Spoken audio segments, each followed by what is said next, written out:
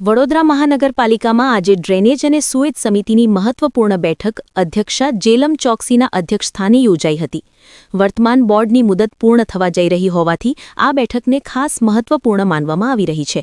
બેઠક દરમિયાન શહેરના તમામ ઝોન અને વોર્ડમાં જૂના ડ્રેનેજ ક્લિનિંગ અને રોડ દુરસ્તી સંબંધિત કામ અંગેનો પ્રસ્તાવ રજૂ કરવામાં આવ્યો હતો।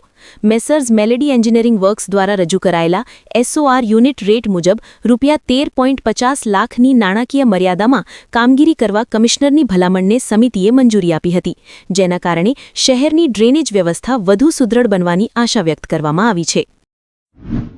આજે પાલિકામાં અમારી આજે ડ્રેનેજ કમિટીની છેલ્લી બેઠક છે।